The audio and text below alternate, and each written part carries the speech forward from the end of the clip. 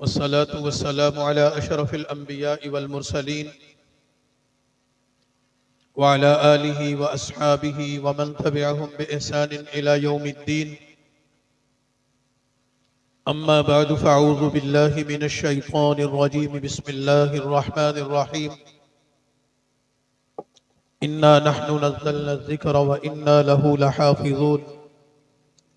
وقال النبي صلى الله عليه وسلم: خيركم من تعلم القرآن وعلمه. صدق الله العظيم وصدق رسوله النبي الكريم.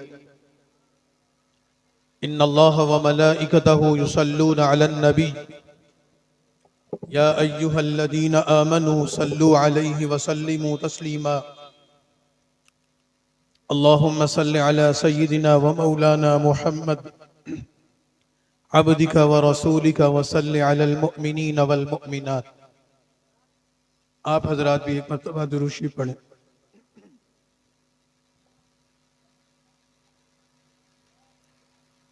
حضرات علماء کرام، بزرگان محترم، نوجوان دوستوں، بھائیوں اور چھوٹے بچوں، آج مدرسہ بیت المکرم کے زیر اہتمام آج کی یہ تحفظ ختم نبوت کانفرنس ہے. ایک ایسی مجلس جس مجلس میں اللہ کا قرآن بھی پڑھا جا رہا ہے، نبی پاک صلی اللہ علیہ وسلم کی نعت بھی پڑھی جا رہی ہے، تقاریر اور اشعار کی صورت میں صحابہ کرام کی عظمت بھی بیان ہو رہی ہے، اور اس کے ساتھ ساتھ علماء کرام دین کے مختلف عنوانات پر آپ کے سامنے بات کرنے والے ہیں. تو اللہ کے نبی صلی اللہ علیہ وسلم کا ارشاد گرامی ہے کہ جب کچھ لوگ اللہ کے دین کی وجہ سے کسی مجلس میں جمع ہو جاتے ہیں تو اللہ تعالیٰ اس مجلس کے ختم ہونے سے پہلے شرکت کرنے والوں کی مغفرت کا فیصلہ فرما دیتے ہیں. تو ہمارے بھائی احمد الحسینی صاحب نے اور ہمارے بھائی اسامہ اجمل صاحب نے اور ان کے دیگر رفقاء کرام نے اس خوبصورت محفل کا یا مجلس کا یا کانفرنس کا انعقاد کیا ہے. تو دعا فرمائیں کہ اللہ ان کو بھی بہت زیادہ جزائے خیر عطا فرمائے اور ہم سب کی شرکت کو اللہ تعالیٰ قبول فرمائے. اس کانفرنس کا ایک پہلو یہ بھی ہے کہ یہ بچے ماشاءاللہ بڑے خوبصورت لگ رہے ہیں. یقیناً انہوں نے قرآن کریم کی تکمیل کی ہوگی، حفظ قرآن مکمل کیا ہوگا، تو ان کے اعزاز میں اس ادارے کی یہ تقریب بھی ہوگی. پورا سال اساتذہ نے بچوں پر محنت کی، مدرسے کے وسائل خرچ ہوئے، منتظمین کی محنت، تعاون کرنے والوں کا تعاون، بچوں کی اپنی محنت اور کاوش اور والدین کی توجہ اور قربانی، ان ساری محنتوں کا حاصل یہ ہے کہ ایک بچہ اللہ کے قرآن کا حافظ بن جاتا ہے. تو یہ ان بچوں کے اعزاز میں بھی آج کی تقریب ہے، ان کے لیے بھی ایک خوشی کا مقام ہے اور ایک عزت کا مقام ہے. تو اس وجہ سے بھی یہ تقریب باسعادت و بابرکت ہے. اللہ تعالیٰ سے ہم دعا کرتے ہیں کہ اللہ ان بچوں کو بھی قرآن کا پختہ حافظ اور قاری بھی بنائے اور عالم با عمل بھی بنائے. تیسری بات یہ ہے کہ میں صرف اس نقطے پر آپ کے سامنے یہ بات عرض کرنا چاہتا ہوں کہ آپ اس پر غور فرمائیے کہ دین ہماری ضرورت ہے، اسلام ہمارا مذہب ہے، اور جس طرح سوسائٹی میں انسان رہتے ہیں اور انسانوں کی ضروریات اور بود و باش وہ اس کی زندگی کے لوازمات میں سے ہیں. جہاں انسانی بستی ہوگی وہاں پر کھانے پینے کی اشیاء بھی ضرورت ہوں گی. جہاں انسانی بستی ہوگی وہاں پر غذا کی ضروریات بھی ہوں گی. جہاں پر انسانی بستی قائم ہوگی وہاں پر لوگ بیمار بھی ہوتے ہوں گے اور ان کے علاج معالجے کی سہولیات بھی ہوں گی۔ اب آپ مجھے بتائیے، ایک بستی اور ایک سوسائٹی میں انسان رہتے ہوں اور کوئی بندہ کہے کہ یہاں پر کھانے پینے کے ہوٹل نہیں ہونے چاہیے، ایک بستی میں انسان رہتے ہوں اور کوئی شخص یہ کہے کہ یہاں پر زمین پر کھیتی باڑی نہیں ہونی چاہیے، زراعت نہیں ہونی چاہیے، تو کیا یہ عقل کے مطابق بات ہے؟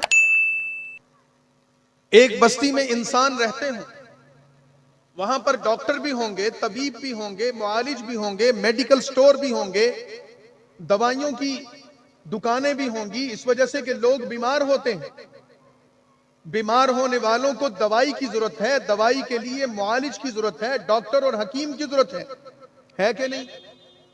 تو کوئی معاشرے میں بندہ اٹھے اور آ کر کہے کہ یہاں پر کلینک کیوں کھولا گیا ہے، یہاں پر ڈاکٹر کی دکان کیوں ہے، میڈیکل سٹور کیوں ہے، کیا یہ عقل کے مطابق ہے بات؟ یہ انسانی سوسائٹی کی بنیادی ضروریات۔ جیسے انسانوں کو بسنے کے لیے، انسانی سوسائٹی کی آباد کاری کے لیے انسانوں کی بنیادی ضروریات فطرت کا تقاضا ہے، اسی طرح انسان کو اللہ تعالیٰ نے اخلاقیات سکھائی ہیں، اور وہ اخلاقیات انسانوں کو اللہ کے دین کے ذریعے ملی ہیں۔ تو دین بھی انسانی سوسائٹی کی ضرورت ہے، اور قرآن کریم یہ کہتا ہے کہ ان الدین عند اللہ الاسلام، اللہ کے نزدیک انسانوں کے لیے اخلاقیات کا معیار جس دین کو مقرر کیا گیا ہے وہ اسلام ہے۔ تو جہاں اسلام کے ماننے والے موجود ہوں گے، اسلام پر چلنے والے موجود ہوں گے، اور ایسی انسانی سوسائٹی جہاں پر اسلام کے پیروکار موجود ہوں گے، وہاں پر خود بخود فطرت کا تقاضا یہ ہے کہ ان اسلام کے پیروکاروں کے لیے اسلامی تعلیمات کا بھی انتظام ہو، اسلام کی اخلاقیات کا بھی انتظام ہو، اسلام کی عبادات کا بھی انتظام ہو، اسلام معاملات میں کیا رہنمائی کرتا ہے اس کی بھی تعلیم و تربیت کا انتظام ہو۔ یہ فطرت کے تقاضوں میں سے ہے، انسان کی بنیادی ضروریات میں سے ہیں۔ اب مجھے بتائیے کہ جب انسان موجود ہے اور وہ اسلام کا پیروکار ہے اور وہ اپنے آپ کو مسلمان کہتا ہے، تو مسلمان ہونے کے ناطے اس کو عقیدہ چاہیے، مسلمان ہونے کے ناطے اس کو عبادات کی طرف آنا ہے، مسلمان ہونے کے ناطے اس کو اخلاقیات کا اختیار کرنا ہے، مسلمان ہونے کے ناطے اس کو معاملات کی طرف آنا ہے۔ تو یہ عقیدے کی تعلیم، یہ اسلامی معاملات کی تعلیم، یا اسلامی اخلاقیات کی تعلیم، یا دین اسلام کے حلال اور حرام کی تمیز، یا دین اسلام کے جائز اور ناجائز کا علم، یہ آپ کو کہاں سے ملے گا؟ اس علم کی ضرورت ہوگی کہ نہیں ہوگی؟ تو یہ آپ کو کون دے گا؟ رسول اللہ صلی اللہ علیہ وسلم نے اپنے ماننے والوں کو، مسلمانوں کو دین کے عقیدہ اور عبادات اور معاملات اور اخلاقیات کی تعلیم دینے کے لیے دینی تعلیم و تربیت کا انتظام فرمایا تھا، اور اس انتظام کو آج کی زبان میں مدرسہ کہتے ہیں۔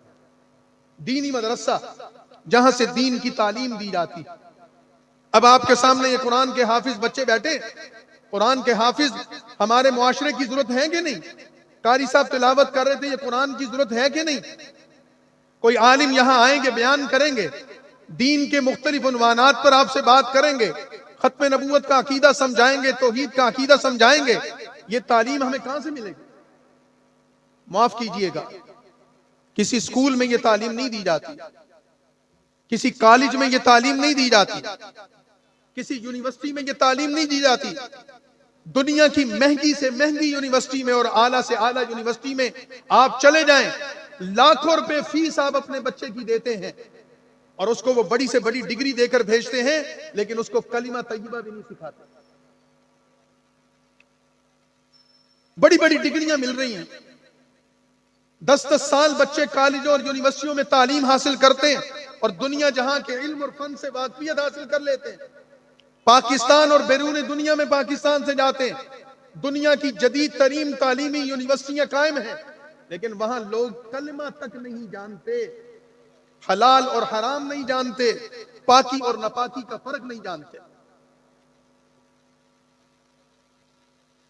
کسی انسان کے سامنے ایک مسلمان ہے، قرآن اس کو کہتا ہے کہ شراب حرام ہے، دودھ اللہ نے حلال کیا، اس کو پیو۔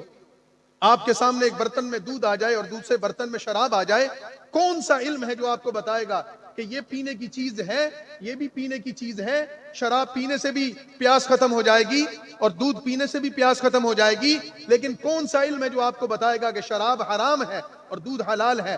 کوئی دنیا کی یونیورسٹی یہ علم نہیں دیتی، یہ علم آپ کو دینی مدرسہ دیتا ہے۔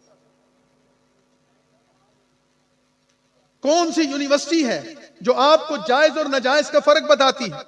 آپ بزنس کے معاملات میں، کاروباری اور تجارتی معاملات میں دنیا کی بڑی بڑی یونیورسٹیوں میں جائیں اور تعلیم حاصل کریں، وہ آپ کو کہیں گے سود کے ذریعے جو نفع آتا ہے وہ بھی پروفٹ ہے، تجارت کے ذریعے جو نفع آتا ہے وہ بھی پروفٹ ہے۔ یہ کون آپ کو بتائے گا؟ احل اللہ البیع وحرم الربا، سود کا نفع یہ حرام ہے، تجارت کا نفع حلال ہے، یہ آپ کو مدرسہ بتاتا ہے، کالج، یونیورسٹی، اسکول نہیں بتاتا۔ انسان کی زندگی، انسان کی ضروریات اور تقاضوں میں سے جنس کے تقاضے ہیں، شہوت کے تقاضے ہیں۔ ایک مرد ایک عورت سے یا ایک عورت ایک مرد سے تعلق قائم کرتا ہے جسمانی، کون سا تعلق حلال ہے اور کون سا حرام ہے؟ ایک بندہ کھڑا ہو، اس کے سامنے ماں بھی ہو، بہن بھی ہو، بیٹی بھی ہو، بیوی بھی ہو، کون سا کالج اور کون سی یونیورسٹی آپ کو یہ بتاتی ہے کہ ماں، بہن اور بیٹی سے آپ جسمانی تعلق قائم نہیں کر سکتے، بیوی سے تعلق قائم کر سکتے ہیں؟ کون سا تعلق حلال ہے اور کون سا حرام ہے؟ کوئی یونیورسٹی بتاتی ہے تو آپ مجھے اس کا نام بتا دیں۔ یہ آپ کو مدرسہ بتاتا ہے، کیونکہ دین مدرسے میں پڑھایا۔ تو یہ قرآن کے حافظ، یہ قرآن کے قاری، یہ قرآن کے عالم، عقیدہ بتانے والے، نبی کی سیرت بتانے والے، قرآن و سنت کی تعلیمات بتانے والے، انسانی سوسائٹی کو اخلاقیات کا درس دینے والے کالجوں، یونیورسٹیوں، اسکولوں میں نہیں بیٹھے میرے بھائیوں، وہ مدرسوں میں بیٹھے، اور یہ مدرسے کی کارکردگی آپ کے سامنے۔ تو پھر ہمیں مدرسے کی قدر کرنی چاہیے۔ آج معاشرے میں لوگ پیدا ہو گئے کہ جی مدرسے کی کیا ضرورت ہے، مدرسے کو بند کرو، جی مدرسے کی تعلیم کی ضرورت ہی نہیں ہے۔ تو آپ کبھی غور فرمائیے تنہائی میں جا کر کہ یہ لوگ اسلامی سوسائٹی کے دوست نہیں ہیں، یہ لوگ انسانی سوسائٹی اور اسلامی سوسائٹی کے دشمن ہیں۔ مدرسے کو بند کر کے،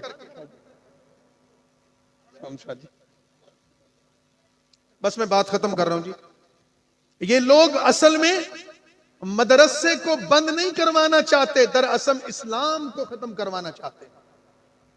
آپ خود سوچیں، آج مدرسہ بند ہو جائے اور مدرسے کو تالا لگ جائے، آپ خود سوچیں کلمہ کون پڑھائے گا؟ نماز، روزہ، حج، زکوٰۃ کی تعلیم کون دے گا؟ حلال اور حرام، پاکی اور ناپاکی اور جائز اور ناجائز کی تمیز کون بتائے گا؟ اس وجہ سے تو علامہ اقبال مرحوم نے کہا تھا ہندوستان کے مسلمانوں کو خطاب کرتے ہوئے کہ یاد رکھنا، اس مدرسے کی قدر کرنا، اگر مدرسہ بند ہو گیا تو میں اندلس میں مسلمانوں کے حالات دے کر آیا ہوں کہ وہ تاریخ جہاں صدیوں مسلمانوں نے حکومت کی اور مسلمانوں کا اقتدار قائم رہا اور دنیا کے ترقی یافتہ تمدن میں ان کا شمار ہوتا تھا، لیکن انہوں نے مدرسے کو بند کیا، ان کی نسلوں میں سے اسلام ہی چلا گیا۔ آج آپ مدرسہ بند کر دیں، مدرسہ بند ہوگا، نہ حافظ ہوں گے، نہ قاری ہوں گے، نہ عالم ہوں گے، 40-50 سال گزریں گے، یہاں لاشیں پڑی ہوں گی، مسلمانوں کا جنازہ پڑھانے والا کوئی نہیں ہوگا، بچے پیدا ہوں گے، ان کا اسلامی نام بتانے والا کوئی نہیں ہوگا، یہاں لوگ طلاق دیں گے، یہاں لوگ نکاح کریں گے، یہاں مر جائیں گے لوگ اور طلاق اور نکاح کے مسائل بتانے والے نہیں ہوں گے، مرے ہوئی لاشیں پڑی ہوں گی، ان کی وراثت کے مسئلے بتانے والا کوئی نہیں ملے گا۔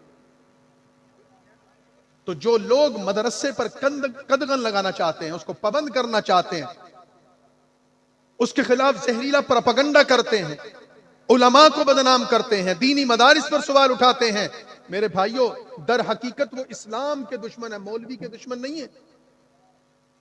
اشفاق احمد مرحوم پاکستان کے بڑے ادیب اور نامور رائٹر گزرے، وہ کہتے تھے کہ اس سوسائٹی میں لوگ اصل میں اسلام کو گالی دینا چاہتے ہیں، کچھ لوگوں کو اسلام سے تکلیف ہے، ان کی فطرت میں اسلام دشمنی ہے، یہ اسلام سے نفرت ہے، لیکن وہ لوگوں کے ڈر کے مارے اسلام کے بارے میں کچھ نہیں کہتے، پھر وہ مولویوں کو گالیاں دیتے۔ تو جو لوگ مدرسے کے خلاف بات کرتے ہیں سمجھ لو کہ در حقیقت وہ اسلام کے خلاف بات کر رہے ہیں۔ تو یہ بچے مدرسے کا وہ خوبصورت چہرہ ہے، یہ سٹیج مدرسے کا وہ خوشنما چہرہ ہے کہ یہ علماء، یہ طلباء، دین کی تعلیم دینے والے، دین کی تعلیم و تربیت کرنے والے، اور یہ لوگ اللہ کے دین کی خدمت کرنے والے، کسی کے کوئی فیس نہیں ہے، کوئی اس میں کوئی کسی قسم کی کوئی معاوضہ نہیں ہے، کسی قسم کے تکلفات نہیں ہیں، فی سبیل اللہ بچوں کے لیے تعلیم اور تربیت کا انتظام کیا جاتا ہے، عوام کے تعاون سے کیا جاتا ہے، اور یہ صدیوں سے ایک سلسلہ قائم ہے۔ جناب رسول اللہ صلی اللہ علیہ وسلم کے زمانے سے یہ قائم ہوا تھا۔ اللہ کا وہ دین جو قیامت تک رہے گا، اللہ کسی مسجد مدرسے کا محتاج نہیں، لیکن تاریخ کا سینکڑوں سال کا یہ تجربہ بتاتا ہے، مشاہدہ بتاتا ہے، اللہ نے اپنے دین کو اس مدرسے کے ذریعے باقی رکھا ہوا۔ مدرسے بند ہو گئے تو اللہ کا دین بھی ختم ہو جائے گا، نعوذ باللہ۔ تو اس وجہ سے ہم نے ان مدارس سے اپنے تعلق کو مضبوط کرنا، اور ان مدرسوں کے خلاف جو حکمرانوں کی یلغار ہوتی ہے، ان مدارس کے خلاف جو ریاستیں اپنی طاقت استعمال کرنا چاہتی ہیں، ان مدارس کے خلاف ریاستی مشینری استعمال ہوتی ہے، سیاسی قوتیں استعمال ہوتی ہیں، اس کا راستہ روکنے کے لیے ہمارے پاس الحمدللہ جمعیت علماء اسلام کا سٹیج موجود ہے۔ اور ہم یہ کہتے ہیں کہ جمعیت علماء اسلام کا یہ موقف ہے کہ آپ جب مدرسے کے خلاف بات کرتے ہیں در حقیقت اسلام کے خلاف بات کرتے ہیں، اور ہم اسلام کے محافظ، اسلام کے نگہباں اور اسلام کے چوکیدار بن کر کھڑے ہیں۔ جو ہاتھ مدرسے کی طرف بڑھے گا انشاءاللہ توڑ دیا جائے۔ مدرسے کی بقا کے لیے، مدرسے کی سلامتی کے لیے، مدرسے کی تعمیر اور ترقی کے لیے، اور اس کی آزادی اور خود مختاری کے لیے ہم کسی بھی قربانی سے دریغ نہیں کریں گے انشاءاللہ۔ اور آپ حضرات بھی جو بیٹھے ہیں وہ اپنے آپ کو اس چیز کے لیے آمادہ کریں۔ آپ کا یہاں بیٹھنا ہی آپ کا دین سے تعلق اور محبت کا اظہار ہے۔ اپنے اندر پختہ عزم پیدا کریں کہ ہم نے اپنے بچوں کو، اپنی بچیوں کو، اپنے آپ کو، جہاں بھی وہ تعلیم اور تربیت کے مراحل سے گزر رہے ہیں، لیکن ہم نے ہر حال میں ان کو مسجد سے، مدرسے سے اور علماء سے جوڑنا ہے انشاءاللہ، کیونکہ دین کی بقا کے لیے اور اسلامی تعلیمات کے لیے اور دینی اخلاق کے لیے ضروری ہے کہ آپ کا علماء سے، مسجد اور مدرسے سے تعلق۔